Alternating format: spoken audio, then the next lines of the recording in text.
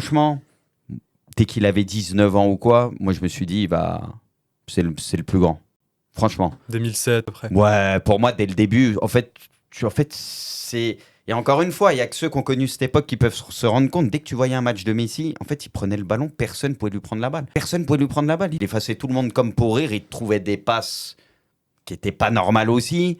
Et tu voyais que le côté finition et tout, en fait, il n'avait pas encore sa finition de fou, mais tu voyais qu'il avait ce sang-froid, ce truc à part, tu vois, ce côté clinique, il allait développer ça. Quand il marquait déjà en faisant une passe au gardien. Exactement. Tu sais, il avait ce côté où il pouvait faire le petit piqué, la petite passe au filet, comme il dit Omar, tu vois, ce truc où il y a peu de joueurs qui ont ça.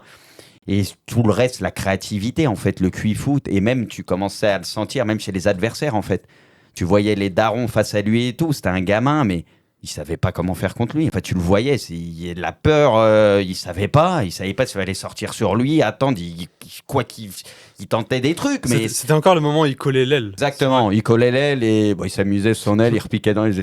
Moi, dès le début, je me suis dit, j'avais jamais vu un mec comme ça, et je me suis dit, vu l'âge qu'il a et déjà le niveau qu'il a, mais il va fumer tout le monde, quoi. Ouais. On pourrait parler des heures des qualités de Messi parce que j'en suis un grand fan aussi, pour moi c'est le meilleur.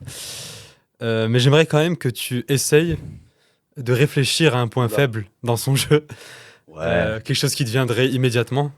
En fait, point faible,